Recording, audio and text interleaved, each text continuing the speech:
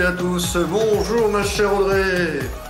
Bon matin, comme on dit ici. Eh oui, bon matin. Et donc il est 8h du matin chez toi. Oui, tout à fait. Voilà, Oui, j'espère, cher public, que vous vous rendez compte la chance que vous avez. Hein. Audrey s'est levée à 5h du matin. Elle a été au lavoir pour changer les couches des enfants. Elle est revenue à la maison. Elle a passé un petit coup de balai. Tout à fait. C'est passé. Ouais, c'est la vie quotidienne au Québec, quoi. Oui, traditionnel. On s'adapte. On s'intègre, comme on dit. C'est ça. Alors, on commence rapidement par vous présenter Second Souffle. Depuis 2010, Second Souffle accompagne gratuitement les entrepreneurs en difficulté pour qu'ils rebondissent avec leur entreprise ou un nouveau projet professionnel. Second Souffle agit en véritable SAV de l'entrepreneuriat. Nous accompagnons ces hommes et ces femmes pour qu'ils ne restent pas seuls. Et puis, notre deuxième mission, c'est la sensibilisation avec nos journées 24 heures pour rebondir. C'était la semaine dernière. Et nos webinars, bien sûr. Si vous allez sur notre site internet, vous verrez ces trois gros boutons. Le bouton rouge, si vous êtes un entrepreneur avec votre entreprise et que vous êtes en difficulté. Le bouton vert pour devenir bénévole. On a de plus en plus besoin de bénévoles car il y a de plus en plus d'entrepreneurs qui nous contactent. Et puis le troisième bouton, évidemment, si vos comptes bancaires débordent, vous avez de trop nombreux livrets A qui débordent aussi, n'hésitez pas à nous soutenir financièrement en cliquant sur ce dernier bouton. Pour ceux qui ne sont pas habitués à cette plateforme de webinar, vous avez en bas à droite deux icônes, le chat pour discuter entre vous, entre nous, et le deuxième, l'icône questions, pour bien poser vos questions, pour éviter qu'elles se perdent dans le fil du chat, et que surtout avec mes petits yeux, je les retrouve facilement. Un problème technique, vous avez une icône à gauche, sinon vous fermez votre navigateur et vous vous reconnectez. Et puis en bas, vous avez l'icône pour mettre en plein écran et un autre pour réagir. Et là, pour réagir, je vais vous envoyer les petits pouces. Voilà. Et donc aujourd'hui, j'ai la chance d'accueillir une nouvelle fois ma superwoman préférée. Oh, préférée, quelle chance j'ai. Bon, là, c'est une photo un petit peu retouchée sur New York, sur Manhattan, mais on pourrait faire la même chose avec Montréal. Oui, et puis le profil, c'est bien moi, là. Ça, c'est juste que tu as retouché le fond. Alors, comme vous le voyez et que vous l'entendez peut-être, je ne suis pas dans mon studio habituel, donc désolé, excusez-moi pour la qualité de l'image et la qualité du son. Mais le principal, c'est pas moi, hein, c'est Audrey. Donc Audrey, je te laisse peut-être te présenter brièvement. Tu le fais dans la présentation? Oui, j'ai une petite présentation. Je vais peut-être commencer par la partager rapidement. C'est fait. Ah, ça y est, c'est fait. Bon, qu'est-ce que c'est rapide avec toi. C'est toujours ça. Je t'en prie. Toujours incroyable. C'était bien la première à me dire ça, mais bon. Déjà, premièrement, grand merci de me laisser la place pour parler de ce sujet qui, moi, personnellement, me tient beaucoup à cœur. Je suis une passionnée d'entrepreneuriat féminin. Je sais, c'est bizarre à dire, mais c'est tout à fait le cas. Donc, pour me présenter très rapidement, donc là, juste petite parenthèse, je refais un petit clin d'œil à William qui est venu au Québec. C'était très sympathique et j'aime beaucoup cette photo. Donc, je vous la partage. On était en plein Montréal. Hein, Ouais, t'aimes beaucoup la photo, mais pas le gars à côté, c'est ça? C'était un excellent moment, tu le sais. Donc c'est ça. Donc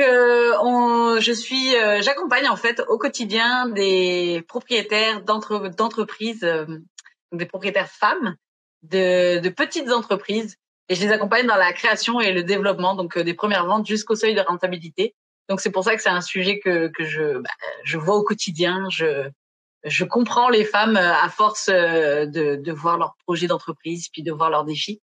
Donc c'est ça aujourd'hui que j'aimerais un petit peu partager avec vous. C'est cette expérience que j'ai, puis ma vision aussi de l'entrepreneuriat féminin. Donc je le sais que c'est un sujet qui est pas forcément facile à aborder parce que on peut très vite facilement mettre dans des cases, puis c'est vraiment pas mon but. Moi je veux pas faire une comparaison masculin-féminin, puis je veux pas dire que l'entrepreneuriat féminin c'est que pour les femmes. En tout cas, c'est pas ça, c'est pas du tout ça l'intention. Moi, mon intention, c'est vraiment d'expliquer, voilà, qu'est-ce que c'est l'entrepreneuriat féminin à mes yeux, puis quel bénéfice ça apporte finalement aujourd'hui dans notre société.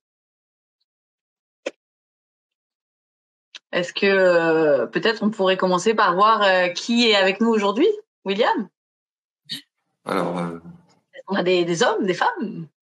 oui, bah, c'est principalement des femmes qui se sont inscrites et qui viennent aujourd'hui, mais il y a quelques hommes qui se sont glissés, et moi le premier. Super, bienvenue.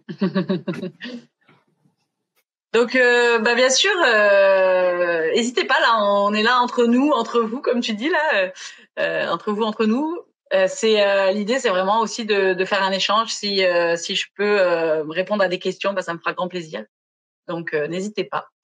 Et puis, donc pour commencer, quelques petites statistiques. Alors, je le sais que les statistiques, on commence à les entendre, on comprend un petit peu qu'est-ce qui se passe au niveau de la place des femmes, mais je voulais quand même en rappeler quelques-unes qui m'ont, en tout cas moi, marqué. J'ai trouvé qu'elles étaient quand même vraiment impressionnantes. Donc, par exemple, j'ai trouvé cette statistique donc qui est par un incubateur à Paris qui s'appelle Willa, qui accompagne des femmes, et qui disait que donc dans les équipes fondatrices de start-up en France, oui, aujourd'hui, j'ai fait une présentation spéciale pour la France. Hein. Je me suis adaptée parce que moi, donc, j'accompagne au Québec. Mais néanmoins, ce que je constate, c'est que on a à peu près les mêmes enjeux là. Je veux dire, c'est à peu près les mêmes choses. Peut-être les statistiques diffèrent un peu, mais pour le reste, je pense qu'on est quand même deux pays qui sont culturellement proches. Donc, c'est vraiment semblable de ce que j'ai pu voir. Donc voilà. Donc, au niveau des équipes fondatrices de start-up en France, bah, il y a 5% qui sont 100% féminines. 11% qui sont mixtes, donc avec co-associés femmes-hommes, et 84% qui sont 100% masculines. Donc c'est sûr que la représentation des startups féminines est très très très faible. L'autre point que je voulais vous amener aussi, c'est que plus en fait on monte dans des postes de direction élevés, bah bien sûr moins il y a de femmes.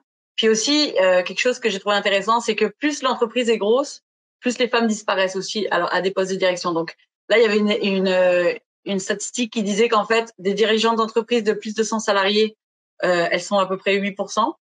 Puis dès qu'on passe à des entreprises plus grosses, donc de plus de 250 collaborateurs, bah là dans les postes de direction, on passe à 6%.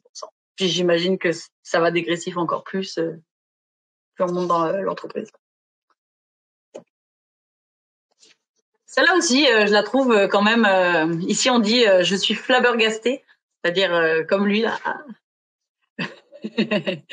C'est que seuls 2% des fonds investissent dans des startups fondées par des femmes. Donc là, on parle dans les statistiques beaucoup de startups, mais moi aujourd'hui, c'est sûr que j'ai une expertise qui est beaucoup plus rattachée aux solopreneurs puis aux très petites entreprises. J'aurais pas la prétention aujourd'hui de parler d'entrepreneuriat féminin à poste propriétaire de PME ou de grosses entreprises. Là aujourd'hui, je vais plus me focaliser sur les petites. Donc c'est ça, 2%, vraiment pas énorme là. Alors ça s'explique, hein, j'imagine. Moi j'ai des hypothèses. Là, je sais pas si c'est tout à fait ça. On parle beaucoup de stéréotypes, de biais, que les investisseurs pensent souvent que les femmes sont plus fragiles ou plus émotionnelles et qu'elles vont être finalement moins agressives sur le marché, puis que finalement elles vont pas avoir un retour sur investissement suffisant. Donc on va le voir, c'est peut-être des biais, ça. Hein, c'est peut-être pas toujours vrai. Et à mon avis, il y a certainement bien d'autres raisons aussi qui viennent s'ajouter à ça. Donc si ça vous intéresse, on peut en parler, mais j'ai quelques hypothèses. En tout cas, c'est pas vérifié par la littérature scientifique, donc. Alors, je sais pas si au Québec ça existe, mais je sais qu'en France, il y a des business angels spécialement pour les femmes entrepreneurs. Des fonds femmes. Ouais. Oui. Oui, mais alors là aussi pareil, il y a un nouveau terme que j'ai découvert qui s'appelle le pink washing. Alors c'est des fonds femmes en fait qui ne vont pas aux femmes en fait. C'est juste de dire on a un fonds pour elles, mais finalement une bonne partie de ce fonds-là ne va pas aller directement aux femmes. Donc il y a des réalités comme ça. Je dis pas que c'est tous les fonds qui font ça, bien sûr que non, et heureusement que non. Mais il y a quand même des réalités cachées derrière. Puis après, on va le voir. Hein, je pense que les réponses, on va les avoir aussi au fur et à mesure de cette présentation. Pourquoi il y a que 2%? Ce que je vous disais là, j'ai quelques hypothèses, mais je propose d'en parler tout au long de la présentation. Et puis peut-être dernière, c'est ça, c'est la place des femmes. Donc on voit que les entreprises féminines augmentent, sont en croissance chaque année un petit peu plus. Puisque j'aimais bien dans cette slide là, c'était que en fait, on pouvait voir que la pérennité sur 3 ans des micro-entrepreneurs femmes étaient finalement plus élevés que les hommes. C'est pas plus élevé, c'est le double. On passe de 44 à 50. Ah pardon, oui, pardon, oui. Mais c'était entreprise classique, oui. Oui, j'avais mal lu l'histogramme, pardon. Oui. Ouais. Et ça, ce sont des données du ministère de l'économie française, qui datent début d'année, début 2024.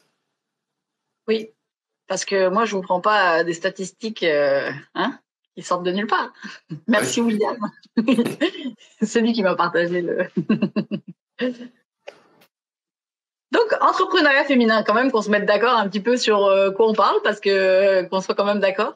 Donc moi, ce que j'entends par entrepreneuriat féminin, c'est vraiment l'idée que on parle d'une catégorie, en fait, finalement, de personnes. On parle d'une catégorie de personnes qui ont des enjeux et des motivations qui sont spécifiques. Donc là, bien sûr, ce sont les femmes. Mais encore une fois, dans les femmes, là, on pourrait très bien imaginez LGBT, peu importe, là j'ai envie de dire, mais en fait on parle d'une catégorie de personnes qui ont des défis vraiment spécifiques et des motivations particulières. C'est ça. Est-ce qu'il y a des questions? Qu'on soit d'accord qu'on est quand même... Non, pour l'instant, je vois pas de questions arriver. Mais n'hésitez pas à les poser dans la partie de questions, s'il vous plaît. Alors, c'est quoi les motivations des femmes pour entreprendre? Alors, là, c'est pas dans l'ordre de priorité. Ces 4 points qui ont été amenés, c'est vraiment la recherche d'autonomie et d'indépendance. Bon, là, je pense que c'est clair à comprendre. Le désir de flexibilité et de meilleure conciliation travail-famille. Donc, on va le voir, bien sûr, un des gros enjeux de la femme, c'est la maternité. On s'entend. Puis la famille. Donc, grâce à l'entrepreneuriat, elles espèrent avoir une meilleure conciliation travail-famille. Et je pense que beaucoup de femmes détestent, on pourrait dire, aller demander des heures à leur boss pour s'occuper d'un enfant malade ou d'avoir à justifier en permanence pourquoi il faut qu'elles restent aujourd'hui à la maison ou pourquoi elles sont absentes finalement de leur emploi. Donc je pense que l'entrepreneuriat leur permet justement d'être leur propre patron puis de pas avoir à se justifier en permanence. Puis je pense que ça fait partie d'un des gros vecteurs finalement de motivation pour les femmes, en tout cas d'une grosse partie. Bien sûr, la volonté d'avoir un impact, d'être utile à la société. Donc là, on parle d'impact social, surtout environnemental. Puis le dernier point, ce serait de donner du sens à sa carrière professionnelle et se conformer à ses valeurs. Puis là, on le voit dans les motivations qui sont nommées, en tout cas par la littérature. Là, quand je vous parle de ça, c'est vraiment des choses qui sont tirées des rapports annuels, des choses comme ça. On voit pas trop performance financière. Donc c'est sûr que si on prenait, je veux encore pas comparer, mais c'est sûr que les hommes auront plus tendance à aller chercher une performance financière et du développement, là, je veux dire, grâce à leur entreprise. Et c'est sûr que je dis pas qu'un homme n'a pas ces motivations-là, mais peut-être qu'elles viendront pas dans le même ordre de priorité que ceux de la femme. Ah oui, d'accord. Donc maintenant, les enjeux, c'est quoi leur pain point, comme on dit, les points qui font mal pour dans l'entrepreneuriat féminin. Donc la première chose, c'est que les femmes déjà mettent plus longtemps avant de se lancer en entrepreneuriat. Ça a été, je trouvais ça intéressant. En fait, finalement, les hommes se lancent beaucoup plus jeunes, puis les femmes, elles ont besoin d'avoir comme des années d'expérience. Il faut qu'elles justifient de pouvoir être aptes en fait à se lancer en entrepreneuriat. Ce qui du coup va les pénaliser un peu parce que un homme qui commence, mettons, ici au Québec, il commence très tôt, là, ça pourrait être un 15 ans. Ils vont commencer à aller tondre le gazon, demander de l'argent pour ça, des choses comme ça. Ils vont parfois commencer donc très tôt. Puis quand ils arriveront, mettons, à 25-30 ans, et ben ça y est, ils auront déjà peut-être 10 ans, 15 ans d'expérience dans l'entrepreneuriat, même si c'est des petits travaux, là, on pourrait dire. Alors qu'une femme qui aurait attendu 10 ans, elle arrive finalement à 25, 30 ans, 35 ans, parfois plus. Moi, la moyenne des femmes que j'accompagne qui se lancent en entrepreneuriat ont à peu près 50 ans, pour vous donner une idée. Donc, Donc c'est ça, quand on arrive à 50 ans puis que c'est notre première entreprise, bah c'est sûr que on n'est pas tout à fait à égalité parfois là en termes d'expérience. Les femmes donc ont aussi un enjeu de temps, comme elles s'occupent souvent de leur famille. Alors ça peut être leurs enfants, mais ça peut être aussi proches aidants. Elles peuvent s'occuper de leurs parents. Je comprends qu'on est de plus en plus en train de réduire les inégalités là dans les ménages, mais néanmoins c'est une réalité que les femmes encore s'occupent plus des enfants, puis elles s'occupent aussi plus des parents. Et donc du coup, bah ça c'est des grugeurs de temps. Ça vient emprunter du capital temps sur l'entreprise. Et donc c'est rare que moi j'accompagne des femmes qui ont des temps pleins finalement vraiment à dédier. Quand on parle des entrepreneurs qui font 70 heures semaine là, c'est vraiment pas la réalité des femmes que moi j'accompagne en tout cas. Puis alors en argent, bah c'est pareil. Encore une fois, c'est des inégalités, on pourrait dire, qui ont tendent à se réduire, mais c'est encore le cas que en fait les femmes gagnent quand même moins que les hommes. Puis en fait elles ont moins d'épargne généralement. Donc elles vont pouvoir investir moins d'un apport personnel. Et puis en général, elles veulent pas non plus prendre trop l'épargne de la famille. Euh, donc c'est ça. Donc elles ont des enjeux de temps, des enjeux d'argent. Puis Et puis, oui. puis elles vont également demander si elles ont besoin d'un prêt à la banque, si elles ont besoin de 10 000 euros pour pouvoir démarrer leur activité, ben elles vont demander 10 000 euros. Alors qu'un homme, lui, il va demander 15 000 par exemple. Il va demander un peu plus.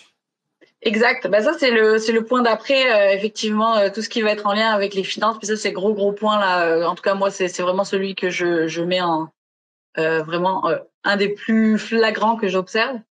Ah, je vois juste qu'il y a une petite question. C'est possible? Oui, oui, ça correspond à la slide d'avant. Ah mince, on a raté la question. Ok. Je pense que ça correspond à la slide d'avant. C'est une question de Francine qui demande. Alors, et l'ambition seulement. Oui. Ah, par rapport aux motivations des femmes, Ouais, l'ambition professionnelle. Oui, ouais. tout à fait. Moi, je suis tout à fait d'accord de dire que certaines femmes ont de l'ambition, bien sûr. Là, c'est, on va dire des tendances. Là, je dis pas qu'il n'y a pas des contre-exemples ou que. Moi, je connais une femme qui, la seule chose qui l'intéresse, c'est de faire de l'argent. J'en connais une. Donc, je dis pas que il y a pas d'autres motivations. Je dis juste que ça, c'est, on va dire, les plus fréquentes, on va dire. Ouais, c'est comme. Mais oui, Comme l'ambition, tout à fait ok avec ça, puis tout à fait ok que les femmes aient de l'ambition. Moi, j'encourage justement à avoir de l'ambition, bien sûr. Oui. Donc, si je reviens sur les enjeux, difficulté à prendre des risques financiers et à parler de finances. Alors ça, c'est vraiment, comme je disais, le point là, on pourrait dire le plus, bah, celui qui vraiment revient et redondant là. C'est vraiment celui-là. Parce qu'en fait aussi, le constat que moi je faisais, c'était que euh, bien sûr, j'entends souvent des hommes qui disent oui, mais moi, on m'a pas formé en finance, parce que les femmes sont pas souvent pas formées en finance. J'entends souvent les hommes dire oui, mais moi non plus, personne ne m'a jamais parlé de finance. Mais la différence que je vois entre hommes et femmes, là, pour le coup, je vais comparer un petit peu, c'est qu'en fait, un homme a été comme quelque part programmé. Il le sait depuis toujours que lui, il va devoir ramener de l'argent. C'est comme c'est son rôle en fait. Il est pourvoyeur. Il doit ramener de l'argent, puis ça fait déjà des générations que c'est comme ça. Mais une femme, jusqu'à peu de temps, finalement, son rôle n'était pas de ramener de l'argent. Elle, peut-être qu'elle gérait l'argent qui était ramené, mais elle ne ramenait pas elle-même l'argent. Et ça fait à peu près une génération et demie, sauf si je me trompe, vous m'arrêtez tout de suite, si vous pouvez hurler au stop, là, si je dis n'importe quoi. Mais c'est ça fait, en tout cas, moi, dans ma famille, on va dire que je suis à une génération et demie, la première à ramener l'argent dans ma famille, finalement. Et donc, moi, j'ai pas été tant programmée que ça à ramener de l'argent. Et c'est pour ça que c'est difficile. En fait, c'est nouveau pour nous. C'est comme, et je pense qu'il faut pas l'oublier. Et donc, je pense que c'est ce cap qu'il faut qu'on arrive à passer, où justement, de se dire, oui, il faut qu'on apprenne à parler finances, il faut qu'on apprenne à aller chercher de l'argent, à le ramener à la maison, il faut qu'on apprenne à prendre des risques financiers. Et ça vient pas en 2 minutes. Là, ça va venir avec une ou deux générations, peut-être là, je pense.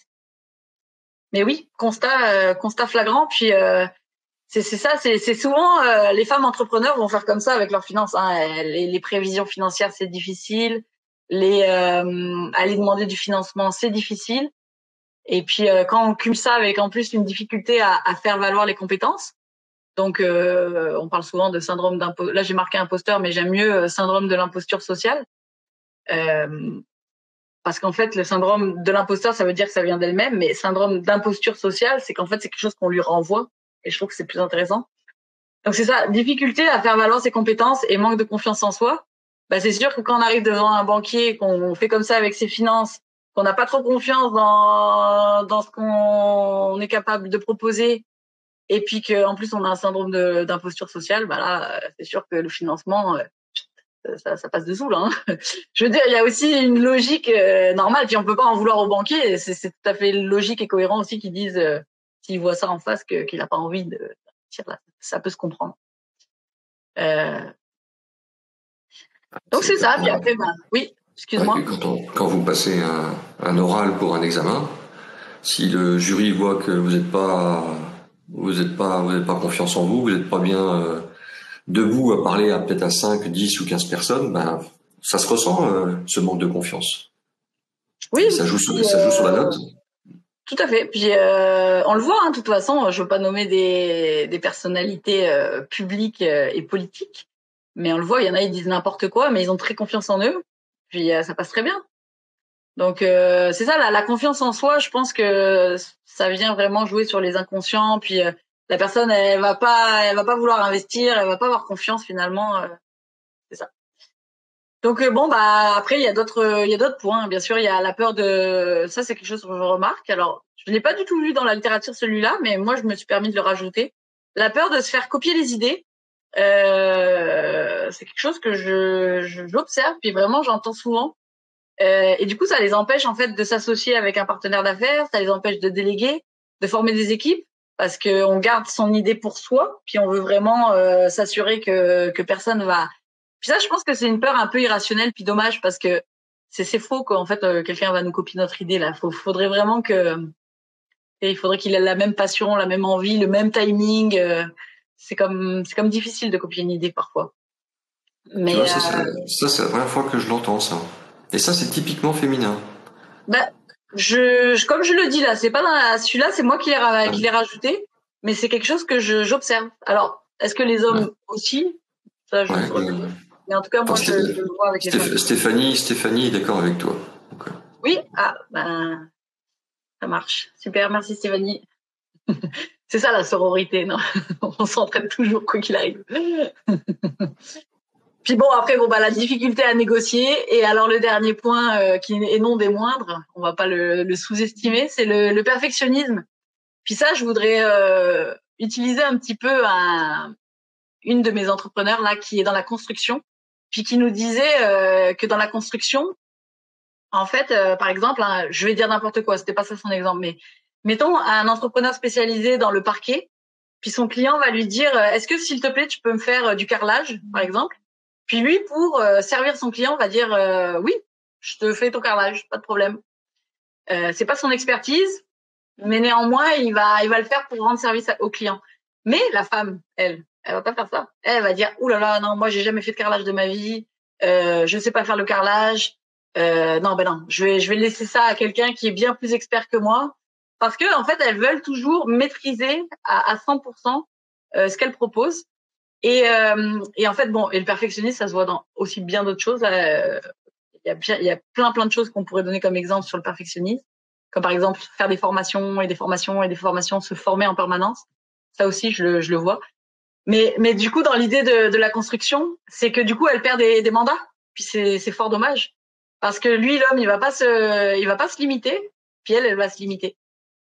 Donc les limites viennent souvent aussi de la femme elle-même là. Puis c'est ça. Donc c'est des constats qu'on observe. Donc c'est en ça qu'on parle d'enjeux spécifiques.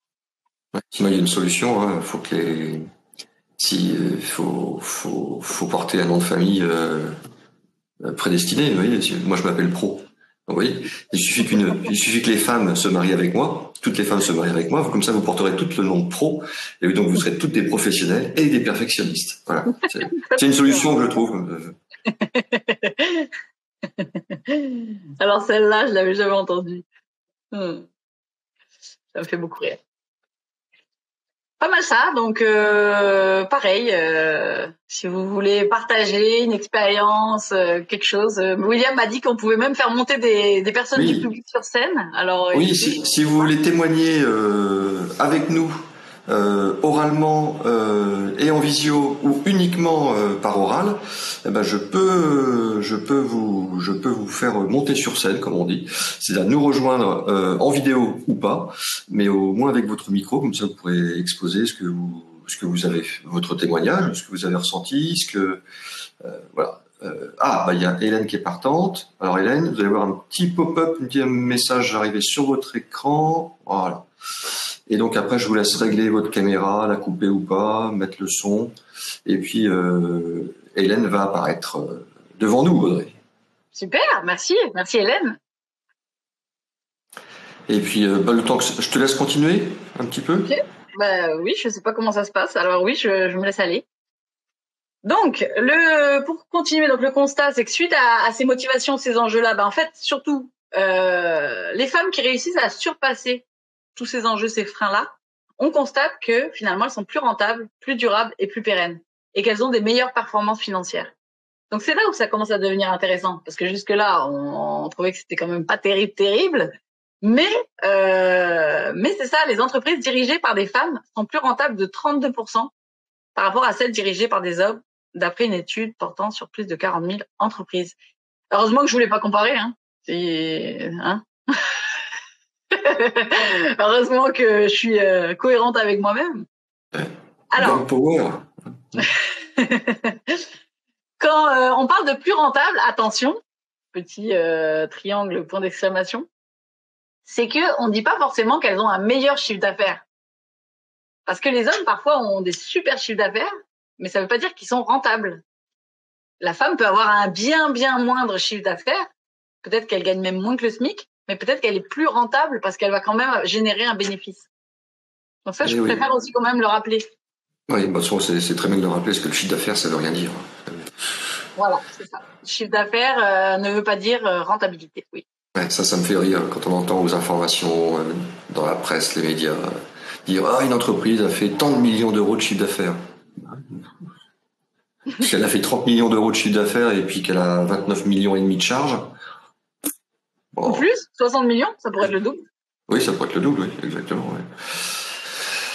Je crois Si que vous avez un Tesla, souci. sans vouloir dire n'importe quoi, Tesla vient d'être rentable pour la première année de sa vie, je crois. Tesla, je sais pas. Mais pour un exemple, par exemple, qui n'arriverait jamais en France, Amazon ou Apple, ils n'ont pas été rentables avant 25 ans. Mm. Donc pendant 20 ans, il y a des actionnaires qui ont filé de l'argent à des boîtes qui perdaient de l'argent. Ça serait inimaginable en France, ça. Ouais, ça n'arriverait pas. Mm. Voilà. Donc, est-ce que Hélène, du coup... Non, j'ai pas de nouvelles d'Hélène. Ah, on lui a fait Un peur. petit souci, Hélène? Vous voulez que je vous renvoie le lien ou... Non.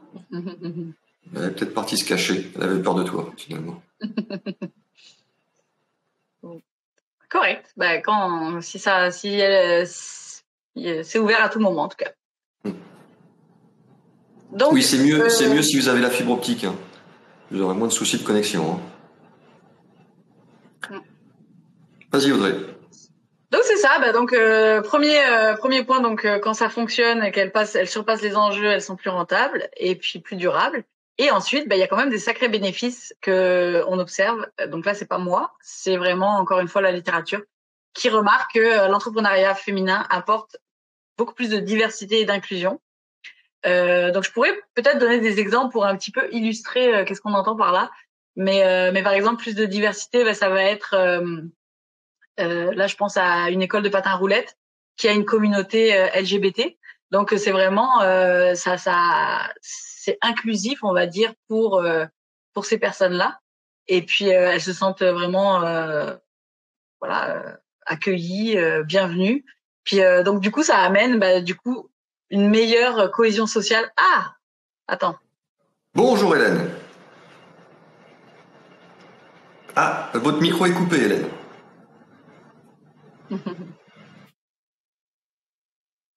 Votre micro est coupé. Il doit y avoir un bouton pour pouvoir le remettre. C'est ça la beauté du live. Oui, bonjour tout le monde. Bonjour. Bon, Hélène. Un coucou de Saint-Martin. Voilà, je suis en train de partir et je vous écoute avec mes écouteurs. Là, je vais marcher un peu. D'accord. Et je vous souhaite une bonne journée à tous, mais je vous écoute. Ah, ok, merci. Voilà, il y a du soleil. Ici, il pleut. Hein. Ah bon, bah, ça me rassure alors. Bonne journée à tous. Une bonne journée à tous. Bonne journée, merci Hélène. Vous vouliez Allez, je vous écoute. Audrey, merci, bye bye. Pardon? Audrey, tu as des questions à poser à Hélène ou Quelqu'un aurait des questions à me poser? Hélène, est-ce que tu aimerais témoigner? Oui, est-ce que tu es en tant qu'entrepreneur. Oui, je suis entrepreneur et je marche en même temps, ne vous inquiétez pas. Oui, je suis auto-entrepreneur, micro-entrepreneur à Saint-Martin. Et j'avoue que ce n'est pas une tâche facile pour une femme. Moi, j'ai eu des problèmes de santé au départ. Un enfant malade, des problèmes de santé. On va parler d'un problème de femme, l'endométriose. Certaines femmes connaissent. Et ça m'a bloqué dans mon parcours. Donc, j'ai dû faire face à ça. Et puis...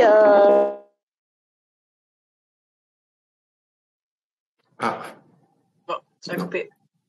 Elle a dû Et prendre ce que donne Hélène, effectivement, ça c'est vrai que j'en parle pas, j'en ai pas parlé parce que je pensais pas que c'était spécifique aux femmes tant que ça, mais c'est vrai qu'elle problème est réglé grâce à l'âge. Et enfin, je peux me lancer. Et c'est peut-être pour ça que les femmes entreprennent tard, entre les parents, les enfants, l'enfant malade, l'endométriose et cette capacité aujourd'hui que j'ai de pouvoir enfin me tourner vers moi. C'est un séisme de vie qui m'a mené à le faire parce que il y a une séparation et je pouvais pas m'entreprendre avant avec la personne que j'avais à mes côtés. Voilà. Donc, merci une beaucoup, forme de libération. Hélène, et enfin, je peux y aller.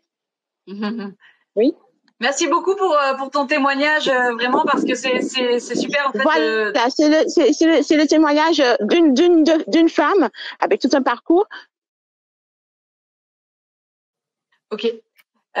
Oui, parce que en fait, effectivement, ce que nomme Hélène, c'est sûr que c'est quelque chose que j'observe là. C'est en fait c'est multiparamètres là, c'est-à-dire que elles vont souvent avoir des enfants, puis en plus elles vont peut-être s'occuper aussi des parents en même temps, ça se peut. Puis pour peu qu'il y ait une maladie chronique qui se soit mis ou une rupture comme elle l'a nommé, bon, Hélène cumule quand même beaucoup de défis là, j'entends. Ça fait peut-être beaucoup, mais c'est fréquent là. En tout cas, c'est quelque chose que j'ai déjà observé aussi moi de mon côté beaucoup de fois là. En tout cas, Hélène, on vous sent heureuse aujourd'hui. Ah, il faudrait arrêter de marcher un petit peu, Hélène, pour que la connexion soit stable. Vous aimez les webinaires Second Souffle? Alors abonnez-vous à la chaîne YouTube Second Souffle. Cliquez sur l'icône Second Souffle juste ici. Vous aimez cette vidéo? Alors dites-le moi avec un j'aime et un commentaire. Merci.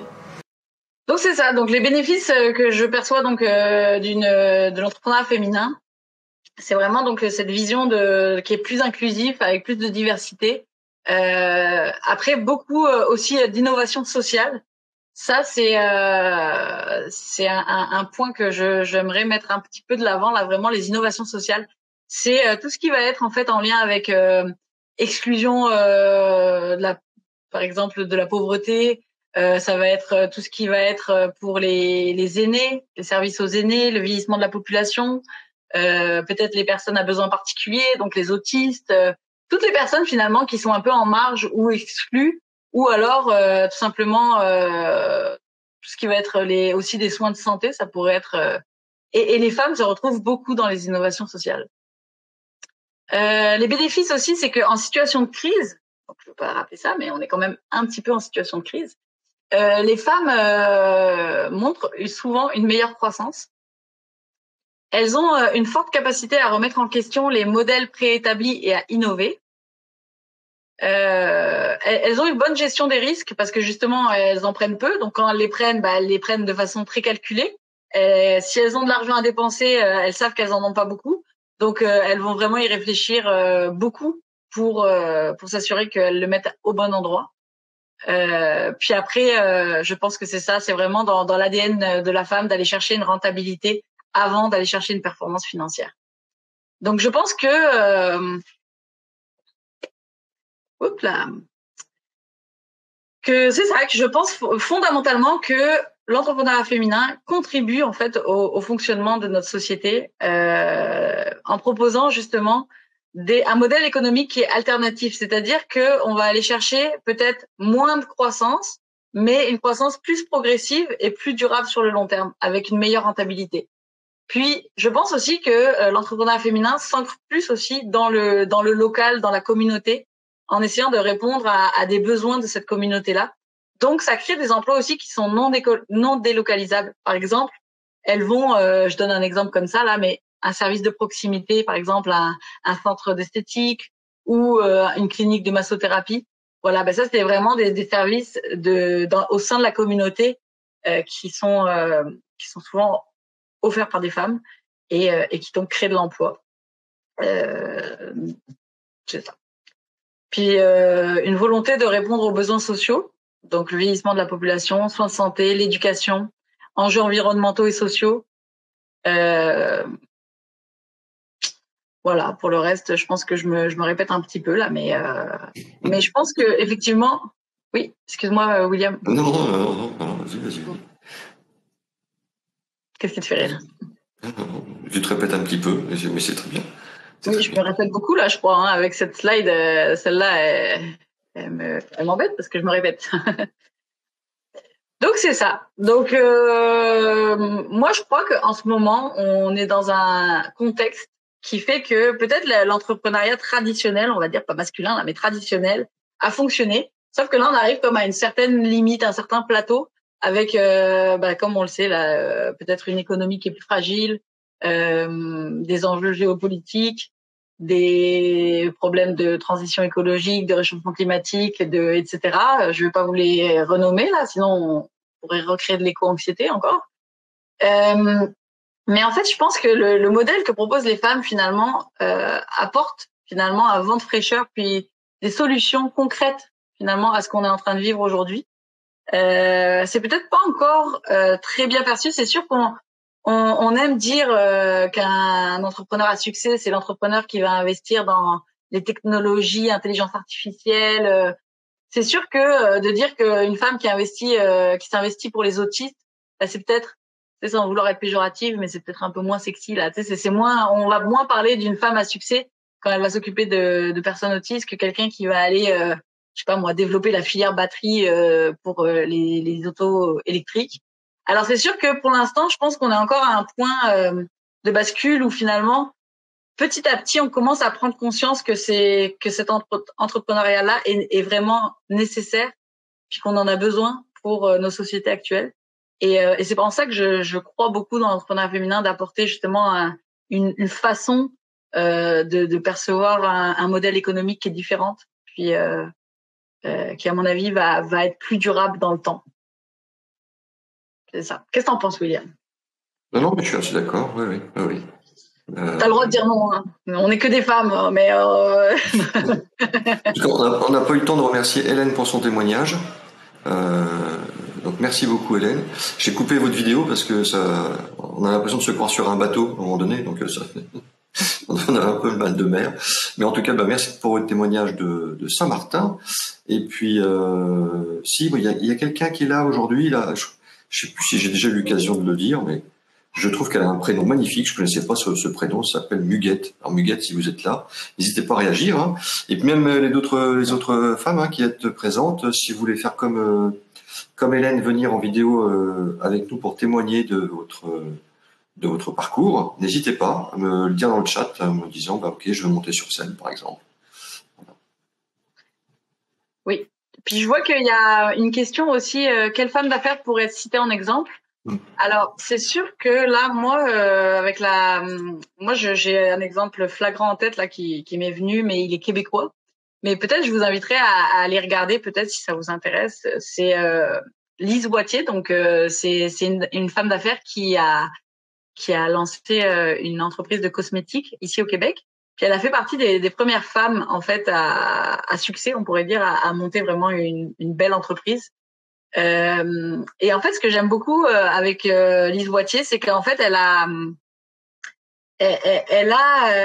monté bien sûr son entreprise de cosmétiques, mais elle a investi aussi une énorme partie de son entreprise pour justement aider, soutenir les femmes dans l'indépendance financière.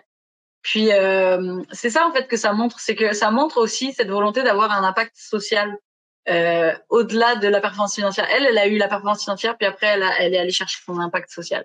Puis je trouve que c'est vraiment un bel exemple. Donc si ça vous intéresse, peut-être d'aller jeter un œil. Elle s'appelle Lise Boitier, elle s'appelle. Sinon après j'ai des exemples. Ouais, mais j'ai des exemples mais de celles que j'accompagne moi actuellement, mais qui sont moins connues là. Donc, Oui, en France, tu aurais des exemples de femmes d'affaires, toi, William, en France? oui, tu me parles de Lise Boitier, il y a la même chose chez nous, d'une femme qui a lancé sa marque de cosmétiques. Je me rappelle plus son prénom. Elle est toute jeune, elle est mignonne comme C'est les tout. déodorants, c'est ça? Oui, c'est ça, oui. Moi aussi, j'ai mangé son nom. Mais oui, je vois de quoi tu parles. Ouais. Oui. Et il y a Francine qui se prépare à monter sur scène avec nous. Et Justine Hutto, voilà. Merci Laetitia. Justine Hutto, voilà. Oui. Et puis on parle pas aussi de toutes ces femmes, ces grandes. On en a parlé cet été, mais toutes ces grandes femmes sportives, parce que monter une entreprise, c'est du sport aussi, c'est du sport même du haut niveau.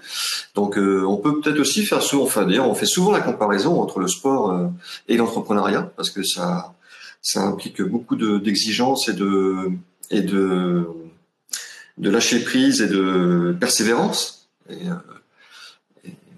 Et là, il y a... En fait, oui, des femmes d'affaires, il y en a énormément. C'est juste que, en fait, elles sont moins médiatisées souvent déjà. Donc, on a moins accès à des modèles féminins. Et c'est ça aussi qui joue sur le fait d'avoir peu de modèles féminins. Bah, c'est sûr que c'est aussi un enjeu pour les femmes entrepreneurs de pas savoir en fait, de pas avoir vraiment une direction claire de comment on fait pour réussir en tant que femme. Donc c'est intéressant cette question, j'aime beaucoup d'aller peut-être faire une recherche sur des femmes d'affaires, puis comment elles ont réussi surtout, comment. Bon bah tu me diras quand elles montent. On va la voir arriver de toute façon. Oui. Okay. Et Francine, qui est une jeune bénévole de Second Souffle, qui a intégré, qui a été certifiée bénévole chez nous il y a quelques jours, quelques semaines, je crois. Mm-hmm. Lucie Bach de Too Good To Go. Oui, exact, oui, c'est vrai aussi, oui. Et puis, oui, je pensais à la navigatrice Florence Artaud. Puis il y a des femmes, je reviens encore avec le sport, mais il y a beaucoup de femmes sportives aussi qui lancent, après leur carrière professionnelle, lancent leur propre entreprise. Donc elles ont déjà une expérience de sportive, mais c'est ça aussi la grande similitude entre le sport et l'entrepreneuriat, je trouve. Mm-hmm. Oui, en fait c'est ça. Puis je pense que je voulais partager un petit peu des facteurs clés de succès que moi je perçois en tout cas pour justement les femmes en entrepreneuriat. Puis le premier point, et celui-là pour le coup je l'ai vraiment mis en premier exprès, c'est de bâtir une expertise unique. Puis ça, par exemple quand on parle de femmes sportives, là on dit une femme qui a, je sais pas, qui a eu des médailles peut-être aux Jeux Olympiques ou même à niveau régional, là ça se pourrait aussi. Pour moi, cette femme-là, déjà, a une expertise. Elle est reconnue dans quelque chose. Et donc, ça, c'est sûr que ça va être un levier super intéressant pour l'entrepreneuriat. Donc, c'est peut-être pour ça aussi qu'on peut faire le parallèle. C'est que déjà, elles sont compétitives, puis persévérantes, déterminées, etc. Mais en plus, elles ont cette expertise qui font que ça leur permet d'aller plus vite, plus loin, en fait. Et donc, j'encourage vraiment pour tout domaine d'activité, hein, que ce soit... je ne sais pas moi, la rédaction web ou peu importe là, peu importe ce que vous voulez monter, d'aller vraiment à vous former sans discontinuer sur cette expertise-là pour vous faire connaître vraiment. Et je rebondis là-dessus. Tous les entrepreneurs, tous les dirigeants, vous avez un compte de formation. C'est pas uniquement les salariés qui ont un CPF. Hein. même les chefs d'entreprise, vous avez un compte formation que vous pouvez utiliser pour vous former tout le long de la vie de votre entreprise. Donc, n'hésitez pas à vous former. Oui, selon moi, point très important. Puis ensuite, de développer peut-être pas en deuxième, je mettrais, c'est lequel, travailler fort sur la clarté de son pitch, de son offre. Parce que ça, en fait, souvent on dit, je veux augmenter ma visibilité. Ça, c'est un petit peu tout le monde qui veut développer ça, la visibilité. Mais c'est bien beau d'être visible si son offre, on comprend pas ce que c'est, ou si son offre, on voit pas la pertinence, la cohérence ou quoi que ce soit. Ça sert à rien d'aller en réseautage, ça sert à rien d'aller se rendre visible. Donc pour moi, c'est vraiment aussi de travailler très fort sur cette clarté-là, en peu de mots, faire comprendre en fait c'est quoi les bénéfices, qu'est-ce que je fais, en quoi mon expertise est unique. Puis ça, c'est quelque chose que je remarque qui est quand même, c'est difficile à faire déjà de 1, et puis c'est parfois un petit peu négligé. Donc mais ça, je pense pas que ce soit spécifiquement féminin. Non, pas forcément. Je pense que c'est lié surtout à tous les micro-entrepreneurs. Oui. Qui se lancent dans un domaine parce qu'ils sont doués, ils ont une expertise dans telle activité. Et par contre, le commerce, c'est pas leur truc.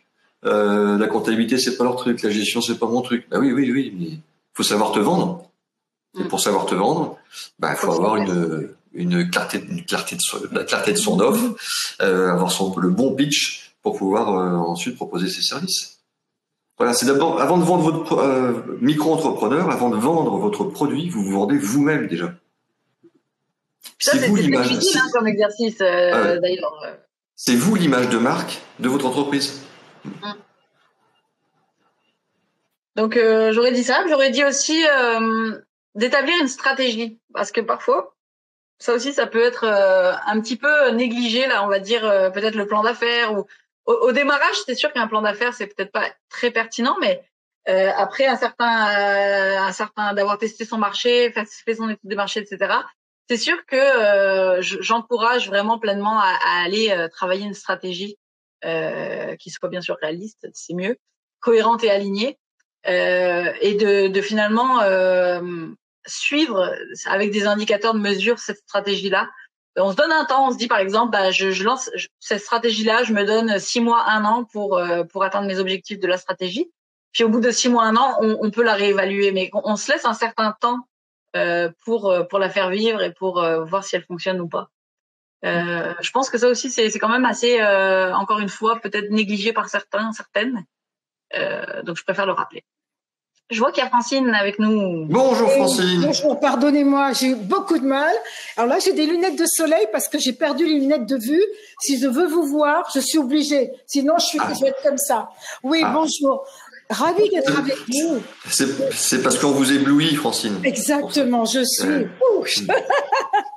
C'est vrai, je suis une nouvelle bénévole. Je suis une alumni de Willa aussi, donc je suis en pays de connaissance. Et ce que je voulais intervenir parce que je suis un peu ancienne par rapport aux start-upeuses et j'ai géré pendant 11 ans, j'ai été DG d'une société que de femmes. C'est-à-dire, on était une centaine de femmes et il y avait 2 hommes qu'on adorait, qui étaient choyés, qui étaient chouchoutés. Mais alors, c'est une observation, ce n'est pas un reproche, parce que j'étais comme ça déjà à l'époque et je suis en train d'évoluer. Comme quoi, il faut mettre du temps. Nous, les femmes, nous sommes beaucoup plus individualistes que les hommes dans le travail. Je dis pas qu'on est égoïste, je dis individualiste. C'est qu'on ne sait pas qu'on ne veut pas partager, c'est qu'on a l'impression que ça n'intéresse pas les autres. On a l'impression qu'on s'impose aux autres. Alors qu'un homme, tout de suite, il va commencer une carrière ou créer une entreprise, même si elle est branlant, il va vous en parler. Il va aller chercher des contrats. On va le pousser par la porte, il va rentrer par la fenêtre. Il va être ridicule lors d'un pitch. Pas grave, il revient le lendemain. Moi, je sais que le premier pitch que j'ai fait, c'était une horreur. Je suis rentrée dans la voiture, je tapais sur le volant, j'ai dit plus jamais, plus jamais, plus jamais.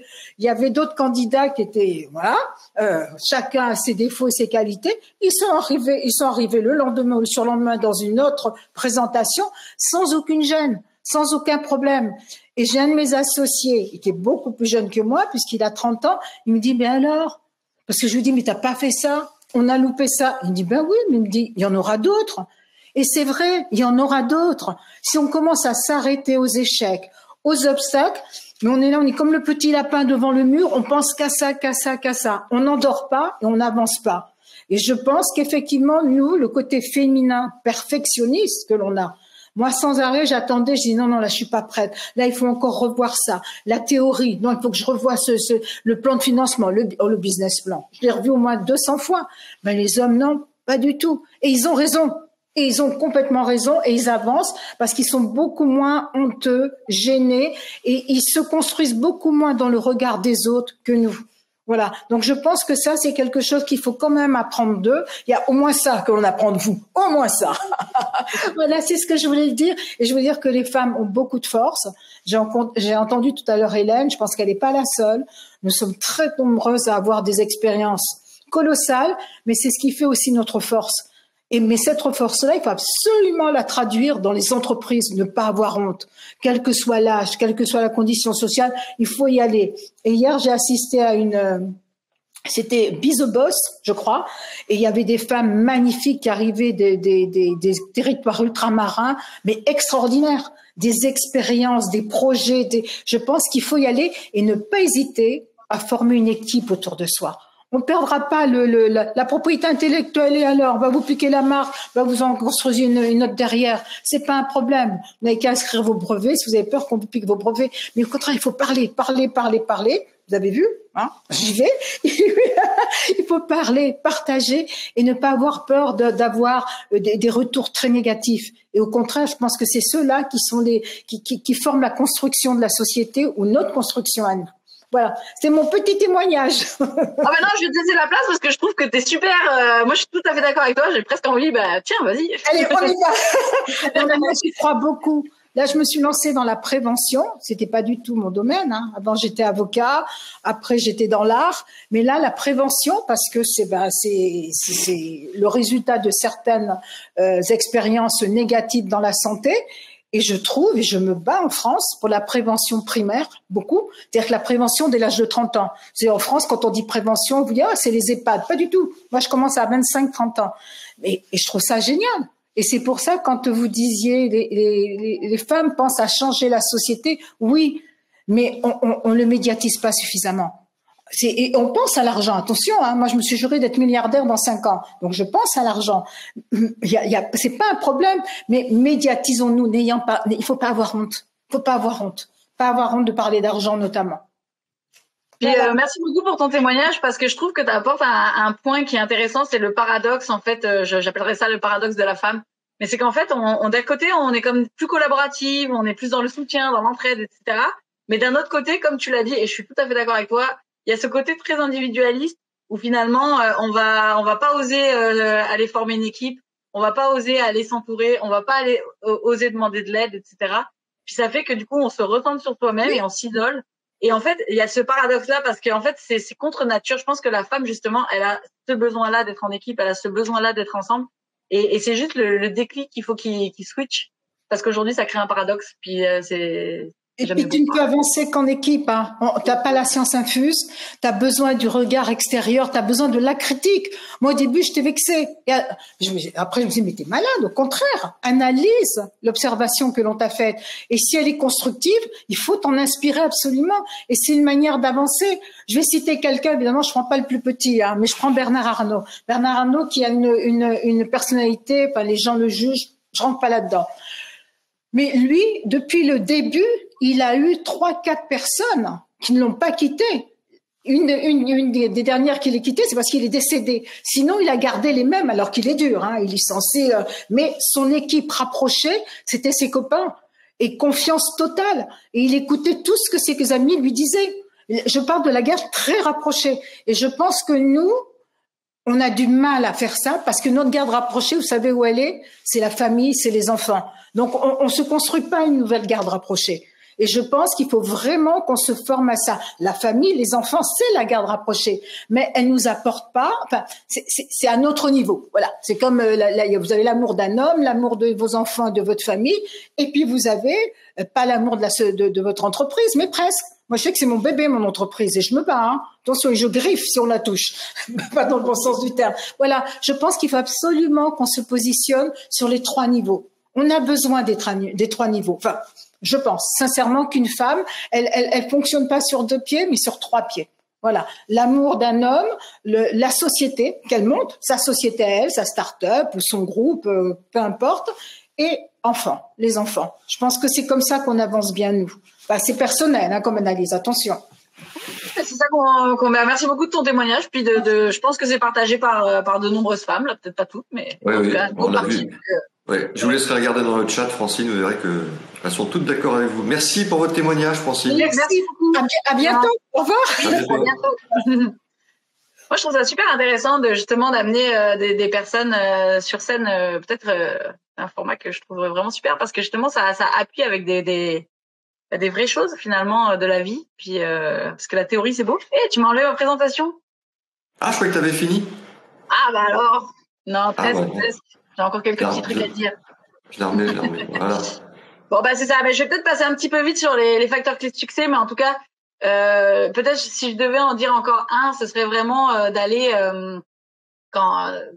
d'aller chercher du référencement. En fait, de vraiment créer un réseau de partenaires en fait, c'est donnant. L'entrepreneur femme réfère son partenaire et son partenaire la réfère.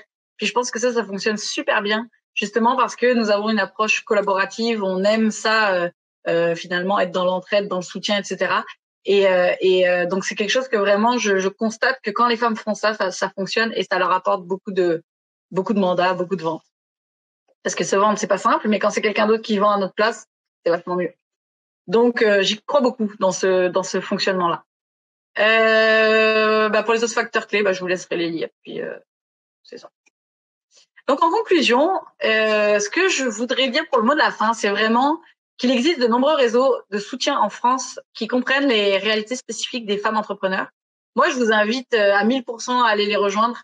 Ça veut pas dire que vous pouvez pas aller dans des réseaux d'hommes là. Moi, je m'en fiche là. Mais ce que je veux dire, c'est que je pense que c'est intéressant vraiment en tant que femme entrepreneur d'aller rejoindre des réseaux qui nous comprennent ou qui en tout cas sont vraiment plus alignés avec ces motivations, ces enjeux-là qu'on vit. Donc là, j'en ai mis quelques noms, mais moi c'est sûr je les connais moins que vous là certainement. Donc j'ai mis Femmes de Territoire, Action L, Les Premières, Force Femmes, Mampreneur, Starter, et je pense qu'il y en a vraiment beaucoup plus que ça. Il y en a partout. Voilà, c'est ça. Et en plus, il y en a par région, il y en a par zone, par ville. Le principal, c'est d'en rejoindre au moins un. Après, vous pouvez bien sûr rejoindre d'autres réseaux mixtes ou hommes ou peu importe là. Mais au moins un, je pense que c'est super. Donc c'est ça. Voilà. Et ne restez jamais seul, que vous soyez une femme ou un homme. Soyez accompagné d'un réseau, d'un BNI, d'un Dinabuy, ce que vous voulez, mais d'un réseau d'entrepreneurs en local ou d'un grand réseau national. Mais ne restez jamais seul. C'est la clé du succès pour les hommes comme pour les femmes. Tout à fait. Donc, c'est ça. Là, j'avais mis des petites références. Je sais pas comment. Peut-être si avec le replay là, peut-être les personnes pourront les reprendre. J'ai trouvé que c'était super intéressant. Donc, économie, le premier lien, c'est vraiment ça va montrer justement les aides qui existent pour les femmes entrepreneurs. Donc, si ça vous intéresse, je vous invite à aller voir ça. Et puis voilà, j'ai fini. J'ai fini dans le timing. Regardez les -1. Tadam. Donc cette présentation, hein, je pourrais les mettre à disposition. Oui, bien sûr. Oui. Le but c'est de parler. Donc on veut en parler. J'ai oublié de faire la traduction. J'espère que tout le monde a compris. Audrey a parlé plusieurs fois de plan d'affaires. Le plan d'affaires, vous le mettez en anglais, et vous allez beaucoup mieux comprendre. C'est le business plan, en fait. Voilà. Ah, en français, vous dites business plan. Ok. Ouais. Ça, c'est logique encore. Ok. Nous, on parle de modèle d'affaires quand c'est encore pas encore tout à fait clair pour l'entrepreneur quand il est en phase d'idéation. On parle du modèle d'affaires, puis après on parle du plan d'affaires. Une fois qu'on vraiment on a une stratégie. Donc du business plan. Très bien. Je ne sais pas si vous entendez, mais moi, il pleut à verse. J'ai même de l'orage. Ce qui me réconforte, c'est qu'à Saint-Martin, il faisait à peu près le même temps. Et puis au Québec, il fait à peu près le même temps. Il pleut pas, Voilà. mais ça ne saurait tarder. Merci beaucoup, ma chère Audrey. On se revoit bientôt. En tout cas en vrai, ça c'est sûr. Enfin, on espère. Et puis peut-être pour un prochain webinaire sur Second souffle. Second souffle, voilà. Merci à toutes et à tous. Merci encore à Hélène et Francine d'être intervenues pour témoigner en direct. Et puis, oui, la semaine prochaine, qu'est-ce qu'on a la semaine prochaine? La semaine prochaine, on retrouve Pascal qui va nous parler. Voilà, ça va être l'épisode 2 de se réinventer pour réussir ses transitions. Si vous n'avez pas suivi le premier épisode, ce n'est pas grave. De toute façon, il est disponible en replay. Mais la semaine prochaine, il y aura donc le deuxième épisode, le 2 sur 3, avec Pascal. Et puis, comme d'habitude, à la fin de ce webinaire, vous serez redirigé vers la page Second Souffle. Vous verrez ce magnifique visuel. Vous n'aurez plus qu'à cliquer dessus pour vous inscrire. Qu'est-ce que je voulais dire d'autre? Les autres événements, nous sommes le 27 septembre. Le prochain événement Second Souffle où je serai présent, ça va être le 8 octobre à Caen. Région Normandie organise la 3e journée de la prévention des dirigeants et des entreprises. Et puis le 10 octobre, notez bien, c'est la 10e édition du plus gros salon européen. C'est Big, comme son nom l'indique, organisé par BPI France. Ils attendent plus de 75 000 personnes cette année. Donc n'hésitez pas à vous inscrire, c'est gratuit, c'est une fournaise, ça se passe à Bercy, il y a un monde pas possible. Donc là vous aurez tous les réseaux d'accompagnement et pas que, toutes les régions de France seront représentées. Il y a tout le monde, beaucoup de speakers, donc il y a plein de salles, plein d'événements en même temps. C'est une journée à ne pas rater si vous êtes entrepreneur ou si vous voulez le devenir. Voilà, c'est Big et c'est le 10 octobre et c'est la 10e édition, donc c'est le 10 octobre pour la 10e édition. C'est bien fait quand même. Merci ma chère Audrey. Merci. Je t'embrasse, je vous embrasse toutes et tous. Je vous souhaite un excellent week-end, si possible ensoleillé, et je vous dis à vendredi prochain. Bye bye. Bye bye. Bye.